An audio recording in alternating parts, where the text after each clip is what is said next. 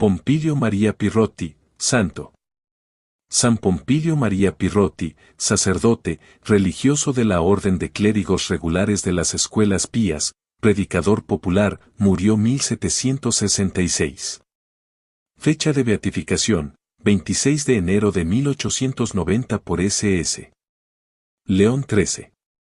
Fecha de canonización, 19 de marzo de 1934 por S.S. Pío XI. En la tarde del 15 de julio de 1766, víspera de la Virgen del Carmen, rendía a Dios su alma de apóstol el santo Escolapio Pompilio María.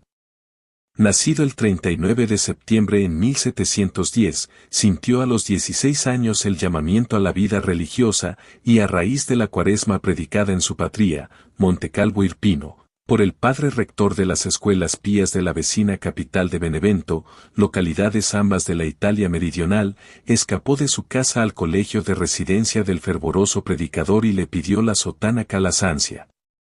Las razones de su buen padre, que siguió tras él y era notable abogado, fueron estériles ante la firme decisión del hijo. Y el noviciado y el neoprofesorio, con sus estudios, no hicieron sino continuar el tenor de vida inocente y penitente que ya en casa había llevado. Allá, en efecto, muchas noches, tras la disciplina y la oración mental, el sueño se apoderaba de él en el propio oratorio doméstico y le tendía en el pavimento, con la cabeza apoyada sobre la tarima del altar, hasta la mañana siguiente. Terminada la carrera escolapia, ejerce el apostolado de la enseñanza durante 14 años, el primero de ellos con primeras letras en Turi y los 13 restantes, con humanidades y retórica, en Francavilla, Brindis, Ortona, Chieti y Lanciano, más la prefectura de las escuelas y la presidencia de la Archicofradía de la Buena Muerte. De su apostolado entre los alumnos se recuerdan rasgos de sobrenatural penetración. Uno de ellos es el anciano. Al comenzar su clase le advierten los chicos la ausencia de Juan Capretti. El padre Pompilio se reconcentra y a los pocos segundos exclama, «Pobre Capretti. No puede venir porque está moribundo. Pero no será nada. Vayan dos enseguida a preguntar por él». Y corren dos muchachos a su casa con la anhelante pregunta. Sus padres se extrañan, habiéndole oído levantarse y creyendo que estaba en la escuela con toda normalidad. Suben temerosos a la habitación y, efectivamente, lo encuentran en el suelo, de bruces, sin sentido, próximo a expirar. Sobresaltados le levantan, le acuestan, le llaman repetidas veces, y al fin el pobre accidentado empieza a volver en sí, balbuciendo entre sollozos, «Padre Pompilio, Padre Pompilio». No sabía sino que, al levantarse, había sido presa de dolores y escalofríos que le hacían desfallecer sin dejarle gritar. Después solo sabía que le había llamado su maestro y que ya se sentía vivir. Al volver al colegio los dos emisarios el padre tomó pie para encarecer la necesidad de estar a todas horas en gracia del Señor. Ni hay que añadir el prestigio de que aureolaban al humilde padre sucesos semejantes. Pero en aquella misma etapa docente, de 1733 a 1747, a los 2 años de ordenado de sacerdote, el capítulo provincial de 1736 acuerda facultarle para la predicación de la divina palabra, sin eximirle, naturalmente, de sus tareas escolares. Y por todos aquellos mencionados colegios de la Pulla y de los Abruzos, en que enseña a tantos niños y jóvenes, empieza a enfervorizar desde el púlpito a hombres y mujeres, destacándose como misionero de fuerza y eficacia sorprendentes. Pronto merece el dictado de apóstol de los Abruzos, tras intervenciones maravillosas que impresionan a poblaciones enteras. En el mismo Lanciano, último de los colegios de esta etapa, cercana ya la hora de medianoche, Pompilio sale una vez de su habitación, abre la puerta de la iglesia, sálese a las calles vecinas y empieza a clamar despertando a los despreocupados durmientes, para que se levanten todos y acudan al templo, pues él inmediatamente les va a predicar. Hasta hace lanzar a vuelo las campanas llamando a sermón. Ante tamaña novedad todo Lanciano se alborota y se arremolina en torno al púlpito del apóstol. Y el santo vidente les anuncia estremecido que un horrendo terremoto se va a dejar sentir en toda la comarca, pero que ellos no teman, pues su celestial patrona la Virgen del Puente intercede de manera singular por la afortunada población. En efecto, aún está hablando cuando un ronco fragor subterráneo, que avanza desde la lejanía, hace temblar el suelo y vacilar los edificios, oprimiendo de espanto y crispando de nerviosismo a la totalidad del auditorio. Afortunadamente, el seísmo se desvía, y un respiro de alivio sucede al agobio. La alarma del santo no ha sido vana. La explosión de gratitud tras la oleada de terror es confesión colectiva del fruto de aquellas vigilias, henchidas de proféticas visiones, en que el santo predicador, cual otro Abraham, participa en la mediación y el secreto de los castigos y de las condescendencias divinas. Segunda etapa en la vida escolapia de San Pompilio es su estancia en Nápoles por otros 12 años, 1747 a 1759. Tanto en el colegio de Caravaggio como en el de la Duquesa, ambos en la capital del reino napolitano, hallará campo más vasto para su celo. Desde el anciano había solicitado del Papa el título de misionero apostólico. Benedicto XIV no le contestó, pero intensificó las misiones en las dos Sicilias, en tanto que los superiores de la orden desligaban a Pompilio de la tarea de la enseñanza para dedicarle plenamente a capellán permanente, predicador cotidiano y a confesor continuo de chicos y grandes en la iglesia de los respectivos colegios. Y en tal ambiente, y como director de la Archicofradía de la Caridad de Dios, se entrega a una vida apostólica fervorosísima, que Dios sella con incontables y sorprendentes prodigios. Tal vez hace falta en Nápoles un revulsivo así, cuando el regalismo de Tanucci, ministro del rey Carlos, el que luego en España será Carlos III, amenaza a la Iglesia en el reino no menos que el jansenismo de los Capellorini. Una madre acude un día a la iglesia de Caravaggio con el inaplazable problema de que se le ha caído su hijito a un pozo. Pompilio se compadece, parte con ella hasta el brocal, hace la señal de la cruz, y en los procesos consta la maravilla de que el nivel de las aguas empieza a subir, como si el pozo las regurgitara, hasta que aflora el niño, ileso y sonriente, al alcance de la mano de su madre enloquecida. Una penitente del taumaturgo sufre los malos tratos de su marido, hombre vicioso y de áspera condición. Se encomienda a las oraciones de su confesor y experimentan las cosas tal cambio que hasta el esposo invita a un paseo por el campo el próximo domingo a su antes odiada mujer. Corre ella a contárselo al confesor, pero éste, sin darle total crédito, la pone en recelo y la aconseja que le llame si llega a verse en peligro. Realízaselo del paseo dominical, mas ya en pleno campo el pérfido consorte saca un cuchillo y trata de asesinarla, pero, al invocar ella al padre Pompilio, aparece su figura demacrada y austera, arrebata el arma al asesino y le increpa de tal forma que cae de hinojos compungido y con promesa de confesión. Va, efectivamente, a confesarse a la mañana siguiente con el propio San Pompilio, y éste le muestra el consabido cuchillo. Pero lo más notable es que, a la hora precisa del frustrado atentado, el santo estaba en público, en el púlpito de su iglesia, e interrumpió unos momentos su sermón, como abstraído en otra cosa, y lo continuó después sin aludir a nada. No tardó en saberse todo y quedó depuesto en los testimonios procesales. La bilocación no es fenómeno desconocido en las vidas de los santos. Más tierno y humano fue el incidente del sermón del 17 de noviembre de 1756. Lo interrumpió en el momento más inspirado de un párrafo vibrante, permaneció mudo unos minutos, que al expectante público parecieron eternos, y a continuación explicó: suplico un requiem aeternam por el alma bendita de mi madre, que en este instante acaba de fallecer. Y así innumerables hechos asombrosos. Mas la santidad no se prueba en los prodigios, sino en la tribulación y el sufrimiento. ¿Fue política externa de regalismo? ¿Fue política interna de separación de provincias entre la Pulla y la Napolitana? Fueron, y es lo más probable, maquinaciones de los Capellón y jansenistas que chocaban con las misericordiosas benignidades del confesonario del padre Pompilio. Lo cierto es que tanto del Palacio Real como de la Cancillería Arzobispal salieron órdenes a principios de 1759 suspendiendo del ministerio y desterrando del reino al taumaturgo de Nápoles. Los caballos de la calesa que le llevó primero al colegio de Posilino no quisieron arrancar hasta que el padre rector dio por obediencia la orden al propio desterrado. Consumado el primer paso, llegó de Roma el destino a Luga, en la Emilia, y a Ancona, en las Marcas, regiones centrales de Italia con colegios que no eran de la Pulla ni de Nápoles. De 4 años fue esta que podemos llamar tercera etapa de la vida apostólica de San Pompilio, ni menos fervorosa ni menos fecunda que la de Nápoles o los Abruzos, y avalada además con la resignación y humildad con que abrazó toda obediencia.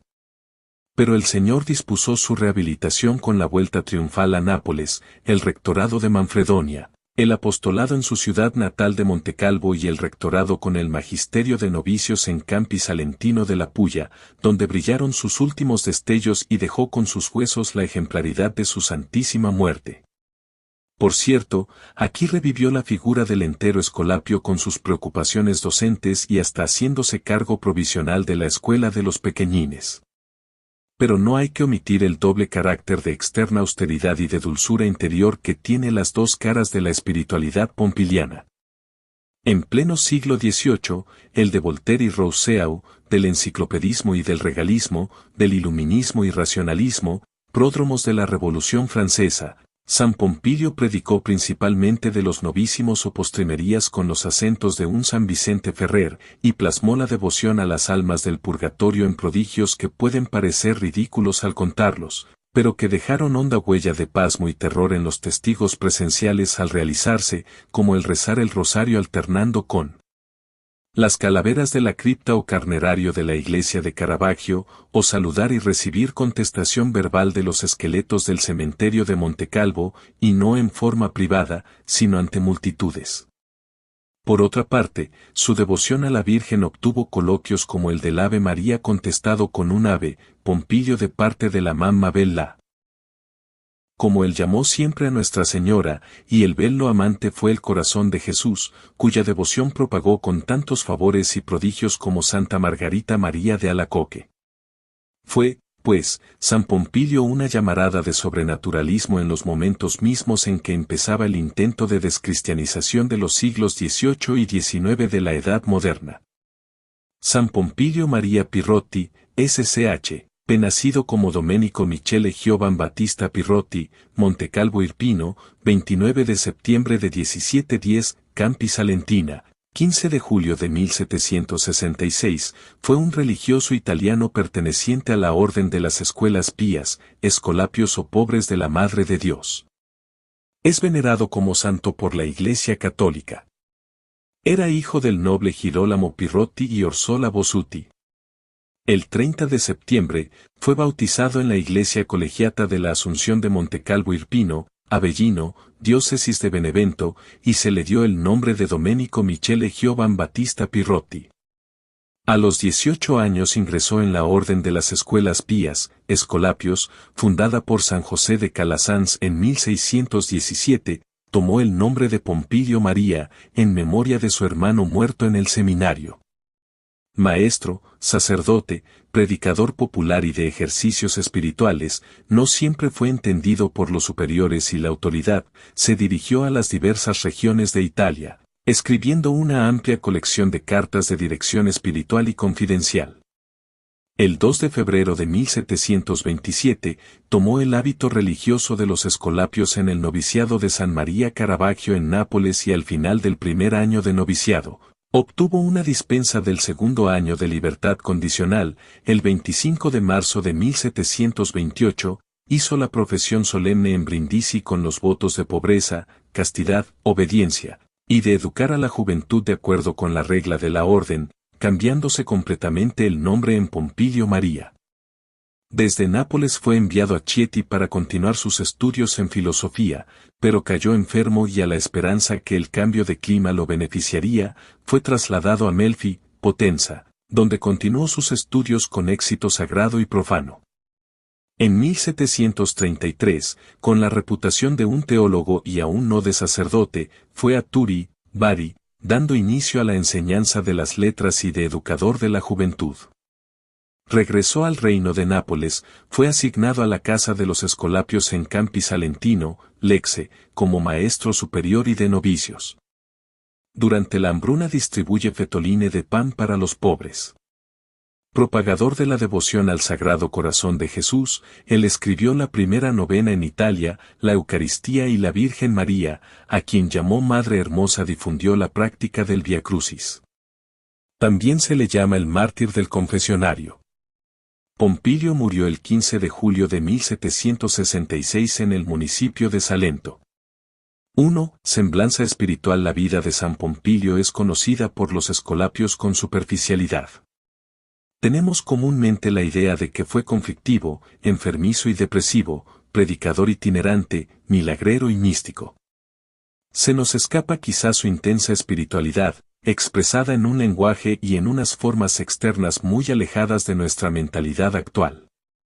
Por otra parte, su vida de apostolado coincide con los años de crisis jansenista y quietista en Italia. Se le prohibió varias veces confesar y predicar por parte de obispos de mentalidad jansenista, fue perseguido y desterrado de diversas ciudades por autoridades civiles y militares, tropezó con la Inquisición acusado de quietismo. Pompilio fue maestro de escuela y después profesor de retórica desde 1732 hasta 1740. Transcurridos los 8 años de dedicación exclusiva a la enseñanza prescritos por el Capítulo General de 1718 para todo Escolapio, comenzó a simultanear la docencia con la predicación y la dirección espiritual, a las que se fue entregando cada vez con mayor intensidad y en lugares muy diversos. Este constante peregrinar apostólico, lleno de dificultades y conflictos, duró 25 años. En 1765 fue enviado a Campi Salentina en un momento lamentable para la comunidad y el colegio. En poco tiempo consiguió cambiar el ambiente comunitario y mejorar las escuelas. Escribía en una carta: me voy insinuando con buenos modales, me río, me chanceo y me esfuerzo en bromear. Veo que las cosas cambian de aspecto rápidamente. Espero que se puedan remediar fácilmente todos los desórdenes, en especial se podrá dar buen ejemplo al prójimo. El colegio parece otro, todos se preocupan de sí mismos, aceptan sujetarse a mí porque los trato con caridad. Se acabó la seriedad prusiana. Hago que todos hablen en la mesa y el recreo. Yo mismo vigilo la cocina y el comedor. Estoy haciendo bancos nuevos y un altar en el oratorio. Y unos meses más tarde, yo hago de pobre superior en esta nuestra casa de noviciado, con 4 novicios y en un año de mucha escasez. No tengo otra ayuda que mi amado Dios. Dios mío y mi todo. Tengo a Dios y así lo tengo todo y no busco otra cosa que el gusto de Dios en todas mis acciones. A sus 55 años se encontraba ya en el ocaso de la vida. Siendo junior de 20 años había escrito: yo rechazo ser o solo santo o solo sabio. Deseo ser a la vez santo y sabio. Espero en el Señor que pueda llevar a buen término mis deseos. Siendo joven sacerdote educador escribió varias declaraciones solemnes o protestas de la muerte, fruto de una experiencia espiritual profunda en Brindisi, que son como un proyecto de vida orientada hacia la eternidad y fundamentada en el propio conocimiento y en la confianza en Dios. Durante años las releyó con espíritu orante para suscitar en su interior un proceso de continua y progresiva conversión. En la urna donde se guardan sus restos bajo el altar de nuestra iglesia de Campi, se leen estos pensamientos suyos: Dios, Dios, Dios y nada más. No os preocupéis de buscar otras cosas. Buscad el fundamento de las virtudes sólidas y abandonaos siempre en las manos de Dios. Y que no viva en vosotros sino solamente mi querido amante hermoso. Os quiero enamorados de Dios con amor verdadero.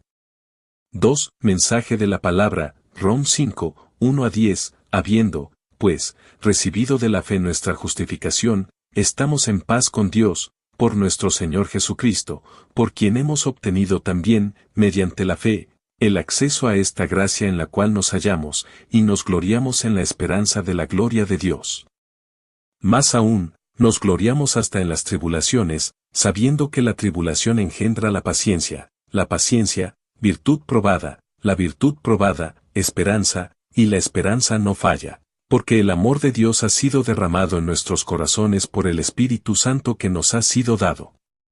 En efecto, cuando todavía estábamos sin fuerzas, en el tiempo señalado, Cristo murió por los impíos. En verdad, apenas habrá quien muera por un justo, por un hombre de bien tal vez se atrevería uno a morir. Mas la prueba de que Dios nos ama es que Cristo, siendo nosotros todavía pecadores, murió por nosotros. Con cuánta más razón, pues, justificados ahora por su sangre, seremos por él salvos de la cólera. 3. La voz de Pompilio, de la protesta de la muerte. Bondadoso Creador y Redentor mío, confundido y con amargura pienso en los años de mi vida. Yo, pecador, he faltado más veces que el número de las arenas del mar. Mis malos deseos me han alejado constantemente de ti y he establecido lazos de amistad con el mundo, con la carne, con el demonio, de manera que no puedo, si no es mintiendo, afirmar, Señor, ante ti pongo cada uno de mis deseos, debiendo decir más bien, Señor, mis deseos están contra ti. Todos los movimientos de mi alma, todos los actos de mi voluntad, todas las fuerzas de mi ser, cada uno de mis proyectos y deseos van contra tu voluntad, Señor mío. Oh debilidades de mi debilidad, donde me habéis conducido. Dulce bien mío, como has sufrido, como has vencido mi obstinación, como me has dado tu luz para conocerte. Ahora, por medio de tu gracia, estás cambiando mi corazón hacia ti. Me arrepiento, me duelo, me confundo, me avergüenzo de cuanto he hecho. Oh tiempo miserablemente perdido, ¿dónde estás? Oh faltas cometidas, ¿dónde estáis? Oh pecados míos, ¿cuál es ahora vuestro fruto? Oh amor propio, causa de todo mal, ¿hacia dónde me has arrastrado? Señor y Dios mío, a ti recurro, a ti te invoco, en ti confío, a la inmensidad de tu infinita misericordia y bondad encomiendo todos los momentos de mi vida. No entres en juicio con quien se declara vencido y se confiesa culpable no de uno sino de infinitos pecados. No quieras dar sentencia contra quien con su boca y más en su corazón la pronuncia contra sí mismo, porque desgraciadamente si de mí dependiera, no podría sino condenarme justamente. He pecado mucho contra ti, no soy digno ni de mirar al cielo a causa de mis muchas iniquidades. Detesto, Dios mío, mi mala vida pasada, con lágrimas de sangre me arrepiento de todos los pecados cometidos. No me pidas una satisfacción por las ofensas que te he hecho porque no tengo con qué pagarte, siendo infinita la deuda, entre finito e infinito no hay proporción alguna. No me pidas cuenta de mi vida, Señor, porque soy culpable de toda culpa. No me digas, dame razón de tu conducta, porque esta sería la flecha más aguda que me heriría. Por los favores recibidos de ti y tan mal aprovechados por mi parte, puedes bien decirme, mi amado ha cometido muchas locuras en mi casa. Te ruego, Señor, que borres mis iniquidades. Creo, fortalece mi fe y acreciéntela, que sin ti no podemos nada. No confiaré en mi fuerza ni me salvará mi valor, sino tu diestra, la fortaleza de tu brazo, la luz de tu rostro. Tú puedes perdonar más culpas de las que yo puedo cometer. Estás más dispuesto a perdonar que yo, miserable, a pecar.